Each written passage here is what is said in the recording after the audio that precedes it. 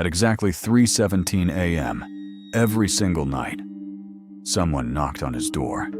Not once, not twice. 3 slow knocks, then silence. The terrifying part, he lived completely alone, and there were no houses anywhere near him. His name was Daniel Harper. He had recently moved to a remote rental house outside a small town in Montana. He worked remotely. He wanted peace, silence, isolation. That's exactly what he got. Too much of it. The nearest neighbor was almost a mile away. No streetlights, just trees, endless woods, and darkness. The first night it happened, he thought it was just his imagination. Until it happened again. 3:17 a.m., Daniel suddenly woke up. He didn't know why. Then he heard it. Knock, knock, knock. Slow, calm, deliberate. Coming from the front door. He checked his phone. 3:17 a.m.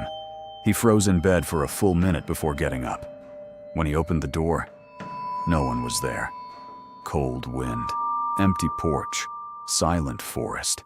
He convinced himself it was probably an animal and went back to sleep.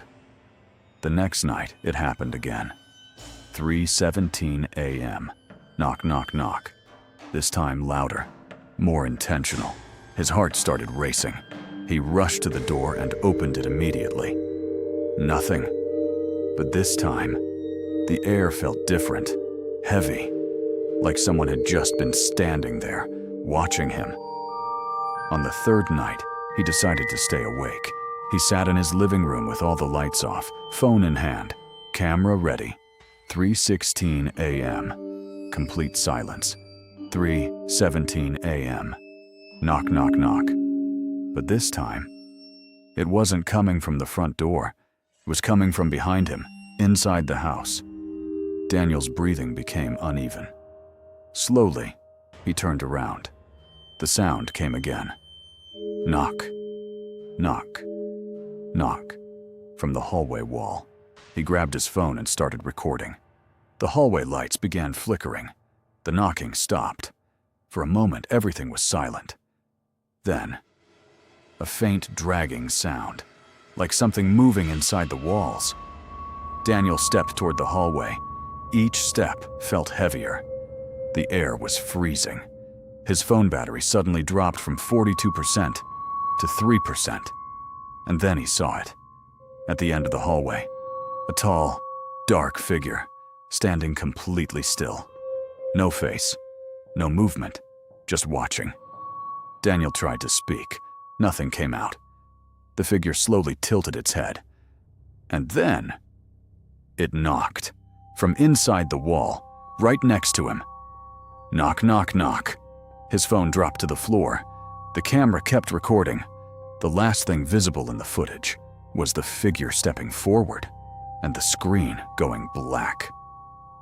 The next morning, police found Daniel unconscious in his bedroom. No signs of forced entry, no broken windows, no footprints outside. Nothing.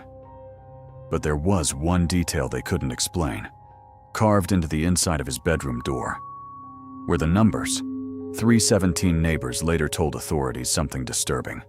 The previous tenant had also complained about hearing knocking. At exactly 3:17 a.m., he moved out after 2 weeks, and the house had remained empty for years. Until Daniel. So if you ever wake up at 3 a.m. and hear someone knocking, make sure it's not coming from inside, because some doors are meant to stay closed. Subscribe for more real horror stories. And remember, not everything that knocks wants to come in.